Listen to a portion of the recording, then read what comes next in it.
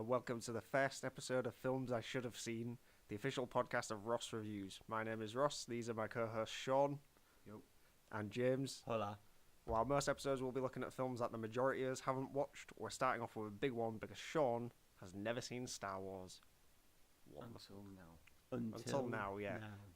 Yeah, the way it'll work is films that either one or more of us haven't seen, big films that are meant to be big cultural things that everybody should have seen. We'll be watching them and then recording this afterwards to get our opinions on them, see if they live up to the hype or if they've kind of faded into obscurity, that kind of thing. So, right off the bat, because me and James have seen Star Wars, we're big Star Wars fans, always have been.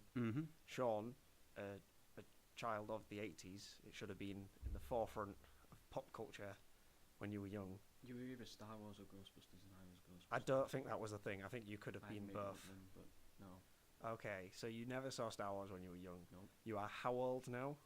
33. Practically dead. Nice. What did you think after your first viewing of Star Wars? It was okay. That was the expected reaction.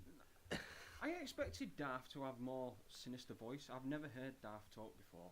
Really? You've never heard James L. Jones as Darth Vader? I don't know who he is. What the? James L. Jones voiced Mufasa in Lion King. In Lion King. He's big on dad well, roles. You see, I didn't know he did both roles, so that doesn't help. But I'd never heard him speak before, and I thought he had a more sinister voice. Because whenever anybody does this scene of Luke, you're my father, they always put this sinister voice on. I think it's a fairly sinister voice. I am your father.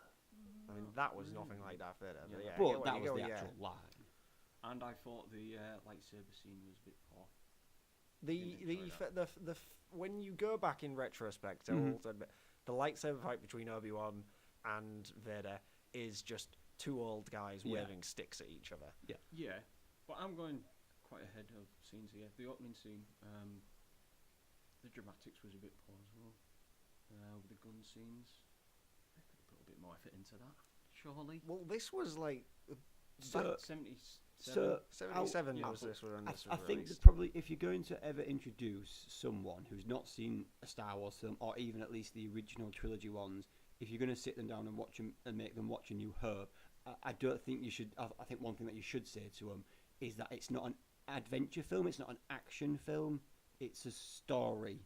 It takes a long time for it to build up to the end when obviously most of the action happens, but I think you kind of got to get the point across to people that there's definitely a story being built up, and that's why it's got quite a slow pace to it.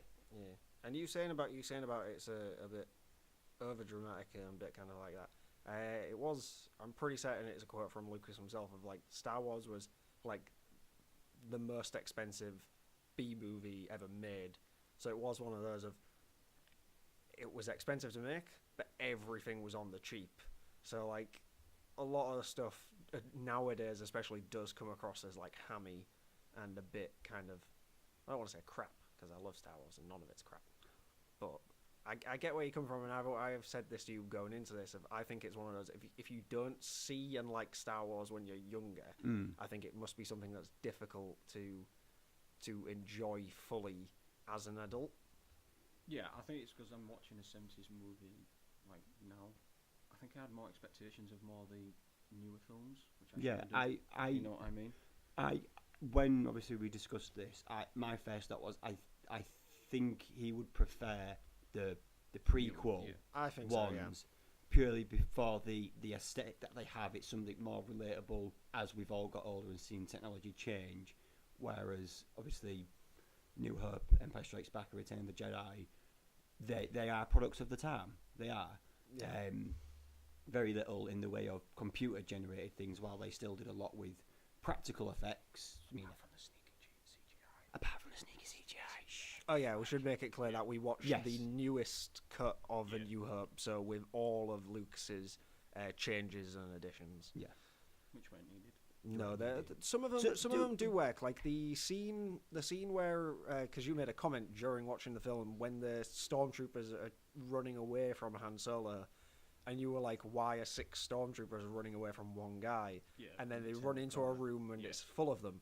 In the original film, it's not. They just get to the end of the corridor and the stormtroopers turn round. Mm-hmm. So some of his additions do work because it does make more sense that they're just leading Han to a room where there's like 100 guys. Well, that was sneaky CGI because I didn't even notice. Didn't even that. notice Yeah, it, some of yeah. it works. Yeah. Like the scene with when Jabba is talking to Han in the hangar.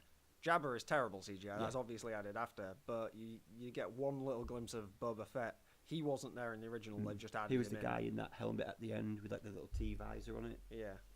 You probably don't know. You don't No. know who Boba Fett is. Yeah, I do. He's on Battlefront. He's on Battlefront too. Yeah, he is. Yeah. I've unlocked his hero ship Yeah. Ooh. a couple of times. But yeah, but that little bit of him walking and sort of turning towards the camera, that was added in Yeah. very recently or within the I recent think that was iterations? not in the latest one, but I think it's Yeah. one of the newer editions. And why C3PO? Peter? Yeah. C3PO? C3PO. Him. Why is he so flamboyant as well? Why not? He's very Got a problem with that? Because he's meant to be kind of like the cowardly one. Like he never really wants to be there. He's Yeah, just he does kind have of a bit of forced. anxiety, He's doesn't just he? like kind of forced into these high stress scenarios that he doesn't want to be a part of. Because a big part of this film, it's well noted that a lot of this one specifically, A New Hope, originally just titled Star Wars, is very heavily inspired by an old Japanese film. I want to say Kurosawa, but I'd have to double check that. Called The Hidden Fortress, which George Lucas was a big fan of, and a big part of that is he liked it because it was this big epic, but it was told from the perspective of the two lowest characters. Yeah. Which is where the idea of C-3PO and R2-D2 come in. They're like the lowest characters in the film, but we're following them through the story. You start with them on the Tantive 4, they go down to Tatooine, etc. But no, the similarities were so much that they actually bought the rights to the Hidden Fortress so they wouldn't get done for any kind of copyright. Right. And they are like sort of the slave bots. Yeah, That makes droids sense. are essentially slaves in the Star Wars universe, even though it's like they're clearly built for a purpose, but it's also very clear that they have their own personalities and some kind of sentience. But Like I said, happy beeps, sad beeps. Yeah. You know, that's all That R2D2 was does. one thing I But picked up on as well. When they was on Luke's home planet, Tatooine. yeah, and they first get introduced, Luke doesn't have a clue what WD-40 is saying. WD-40, that is the that's it. best description He doesn't ever. have a clue what he's saying, but then when he gets shot in the head by, is it Vader, I think? Yeah, It's Vader all the time, Vader Vader isn't it? hits him. Then he asks him how he is. Oh, that's great. You're fine. Can How was all interpret of a sudden interpret through the turns. Yeah. It's one of those. Well, It's he a didn't- it's he a did thing that in at the the Star beginning. Wars universe of like there's some people who can understand droids and some people who can't. Yeah. Yeah. Like there's some people who can understand what Chewbacca's saying, but then other people. Han Solo knows what yeah. Chewbacca's saying. Yeah. Horror. That was a poor imitation. I'm very sorry. Sore throat. blend Yeah. it. Yeah. He's like a cowardly lion. Yeah. And he's Well- not as chunky as what I thought he was. Well, Well, he's very yeah, tall. very Yeah, tall and actor. slim. Yeah, Peter Mayhew's. Yeah. How tall? He's like over 7 foot. I think he's 7 or over 7. Yeah. One little thing I noticed rewatching it again this time, the Yeah. scene where they're in that little command room. It's just after Obi-Wan leaves to go turn off the tractor beam. Yeah. When Han's turning to talk to Luke at the door, he leans against Chewie, like using him as like a purse. And I'm Yeah, like, he does, yeah. it's little character bits I like that I noticed never that, yeah. really picked up on before. Yeah. Well, something I did just read because I was just going through the IMDb trivia bit just before we started recording, and one of the things is in the original script, R2-D2 actually spoke in full English, but had quite used a lot of profanity. But they decided to cut that out, but they left in C-3PO's reactions. So Right. that's why, like, when he says stuff and C-3PO will react like Oh he's my. like, yeah. So I thought that was quite cool. That it was at one point it was just going to Yeah. be this foul-mouthed droid, but Why instead they not? let it like kind of play off more Yeah. C-3PO's like reacting to it. That was quite cool. Hmm. Because our plan is that we're going to get you to watch all of the Star Wars films. Yeah. Well, with this one, Going through them from release. Are you, after watching A New Hope, are you looking forward to Empire Strikes Back? yeah, it's going back to like James said. We were building a story, Mm. so it's like I've just pressed pause and nipped to Lou, Right. so I'm ready to watch the next one now Yeah. Okay. because it is essentially like you've said, Yeah. building the story. You know, the end of A New Hope is Yeah. the Rebel have won. Well, the Rebel Alliance have won this little fight, Yeah. but Darth Vader's not dead. He's spun off into Yeah. space, so you know he's Thanks for the still spoilers, James.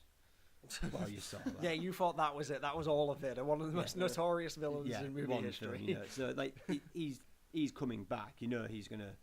Well, I knew he wasn't dead anyway because he was in a 90s tunes advert. There you go. Well, Who's also in the Orange Wednesday adverts? Do you remember them? The Orange Wednesday advert. I feel like we're getting way too gone trivial off. with this bit now. Trivial British humour here. Yeah. Well, this is the thing, like you're saying, it's part of a bigger story, but the main point was the original trilogy Lucas did plan out as one story, but out of like fear of not getting more than one film, there was some things that he changed to make it so this one stands on its own. So like, yeah, there is those links like Vader not being dead and stuff like that, which leave it open.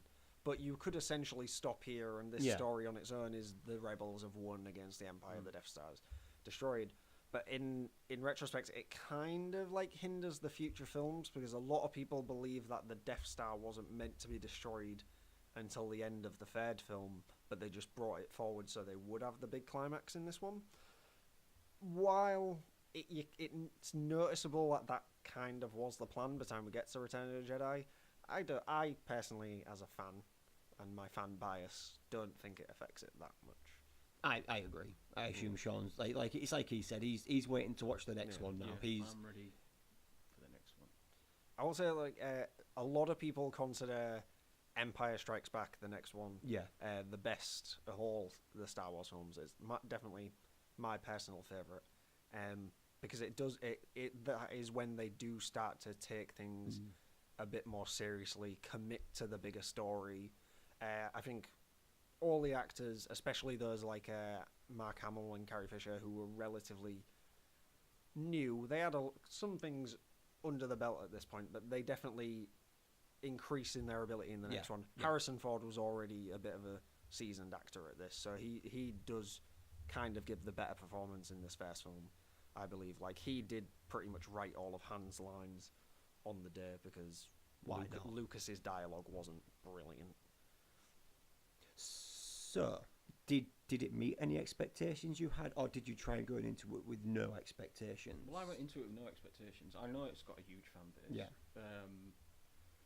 But I didn't read up on it. I didn't go on Wiki. I didn't see what the plot was or anything like that. The only things you knew was names. The only things I know is from us recently playing Battlefront and the more prominent names. Yeah. Such as, I thought Yoda was in it from the beginning, and he didn't show. But the guys who, the little people... In the brown clothes. Jawas. They are called Jawas. Ah, right, so they're not Ewoks. They're not Ewoks, no. It's just because you never saw the face, I didn't know. But you think they're Ewoks in cloaks? There could have been, but then I saw there was a couple of tall guys, and I was like, no, I don't think they are. That could just be a tall Ewok. No, they're not Ewoks. But no, I went in open-minded, and I quite enjoyed it. Good. I did enjoy it. My biggest fear was that we were gonna end this film, start this podcast. I was gonna ask, how was it? And you were like, that was a load of crap. That was. But no, unbelievable. I'm glad you found some enjoyment of it. Yeah. What were some of your favourite bits? Let's do that. Yeah. Favourite bits. Keep it clean. Yeah. So it was. Well, I was going to say the cell part where Princess is laid out. It's a very voluptuous. seductive. Yes. Let's move on. Yeah, that's the animal. I liked Solo's and Luke's friendship. Yeah. Bond. Or bond banter. Or Yeah, like banter, a bit of probably back good and word. forth. Yeah. I quite like that, so I hope that builds on throughout the films, and it's just not left there. No, the character dynamics between, especially the main three, does go on from this point. Like, the first film does a lot just to kind of set these up as characters on their own, but obviously by having them interact with other people. The Princess's character wasn't what I expected. I thought she was more of a serious character. Okay. Like, yeah. strict and more formal. But she's very... I don't know if it's just because she's a young actress in this. Does she get a little bit more serious? Sort of, like, in this one, Very huggy, very kissy. Very in this one, Leia does kind of play the role of damsel in distress, but still manages to be quite a capable person on her own. Like, once she's out of the cell, you see she kind of takes charge of the situation and is not afraid to get things done. Yeah. Going forward, you do get to see her more in a leadership role. Yeah, that's the sort of role I expected from the beginning, I think. Whereas this one is a much more insular narrative. Like, the rebels themselves don't really come into it until that final fight. Whereas from now on, you do really get more into the war of Star Wars. And you see Leia as a general in the rebellion and her taking charge, commanding people, that sort of situation. But she never really kind of loses her like personality. She's always a bit sassy, isn't afraid to like speak her mind, and if she wants something done, she'll do it herself. Yeah. So, I kind of get what you mean there. If you're expecting, because you're probably thinking because you've played, like I said, Battlefront 2, but obviously in that it's set after episode 5. Nope, episode 6. Yeah. So it's technically still after episode 5, where you do just see her in like a military role. But and he wasn't too upset about his auntie and uncle dying either. Kind of gives a sad look. He gives a sad look, but then it's like, I'm coming with you, as though he wants to get revenge, but then it's never mentioned again. Yeah, this is something I will say. Like, watching this as an adult, and this isn't this isn't a new revelation to me. I've thought this for a few years, and it's kind of, I love Star Wars. I love this film, and I'm never not going to love it. But you can't not critique things. Yeah. But like watching this film by today's standards, everybody's like emotions go really quick. Like Leia seems to get over the destruction of her entire planet pretty quickly. Luke gets over the death of his aunt and uncle pretty quickly. Luke gets over the death of Ben quite quickly. It is one of those where it does just kind of was it always going to be a trilogy, or was it going to be a standalone film? Is that why it was rushed over? It was, like I say, Lucas always had planned it to be an ongoing story, but he didn't think that this would get beyond one film. Yeah. So he didn't want to. So he wanted it to work as a solo film. Some people have argued that no, he just made it up as he went along afterwards. But I think there's a lot there to suggest that no, he definitely had plans going forward. You, again, looking back on it, and I've always known it as one of the little fan theories out there, but these things that are in the film, if Lucas didn't intend them, then he's used them to his great advantage. But it seems too much that he probably did intend for them to happen. Like when the stormtroopers kill all the Jawas and they destroy that big brown thing, the sandcrawler, which is called a sandcrawler. When C-3PO's Ben and boys and all that, and Ben Kenobi says the line of, "Look at these blaster marks, too accurate for sand people. This is the work of stormtroopers." Or Imperial troopers or whatever, and yet not one of them on that Death Star could shoot Han, Chewie, Leia, or Luke. Yeah. So the theory's always been that. But you do have the thing of Tarkin and Vader saying about the tracker set on the Millennium Falcon. Leia does say that the only way they could have escaped is if they let them go. Yeah. So big theory was they told shoot but not kill. Yeah. But didn't the general say that though at first? Doesn't Darth tell No. You're thinking in the opening scene when the Tantive 4 is first attacked, Vader commands people to get the survivors. He doesn't want them killed. Yeah. But that's only because at that very moment he wants information off them right there and then. He needed to know if they had the Death Star plans or not. Yeah. I do think it's going to be one of those of. I think you'll maybe like the prequels for like kind of their action. I think that's what I was thinking. Their action and like they do big set pieces. A lot of it is just them in front of a green screen, like the big moments. But I at least hope that you enjoy the original trilogy because I do think it has a much more focused and a much more character-driven narrative. Whereas when we get to the prequels, I don't want to get ahead of myself too much here, it's kind of like, all right, we know where we're going to end up, we just kind of need to fill that space until we get there. Obviously, without the original trilogy, there is nothing else. So the story that these three tell is pivotal towards what happened in the prequels and what is happening now in the new trilogy. Is that what it's dubbed? It's new trilogy. I don't know if it's got off. I think, just new trilogy. Just new trilogy is what they've gone with. So I was talking to Hannah about this last night. Hannah, my wife, introducing her to everybody. And I was... There are 4 people who might listen to this. Well, 3 of them are in all this 4 room. now know what I'm talking about. I was asking if she'd ever seen any. She said the only one she's seen is the one with Darth Maul. That's episode and 1. She said, "Can you tell Ross that Jar Jar Binks is the greatest character that's ever been in Star Well, Wars?" Right. I tell you this now, and I say this as your friend and someone who has a lot of respect for you as a person. Divorce your wife and never She'll speak laugh to at her that. again. And she also loves Jurassic World. We're not getting into that. Different franchise. Okay. No. Any last thoughts before we go on? Just I hope the lightsaber battles get better. They Like I do. said, I Yes, touched they on it. do, It yes. was poor. It was just poor. Yeah. The because if you're thinking about this, lightsabers are obviously a very iconic part of the Yeah. Star Wars Mhm. franchise, but in the original trilogy, they're very kind of underused. Yeah. Like if you notice in this film of like Luke gets given the saber but never uses Yeah. it beyond practicing on the Millennium Falcon, and the only fight we get is Obi-Wan versus Yeah. Vader, which is not that interesting of a fight. Yeah, I mean, as a bit of context, just to touch on what you were saying earlier, this is 2 older men fighting with lightsabers from episode 3 Yeah. to episode 4. Obi-Wan's aged by what? 20?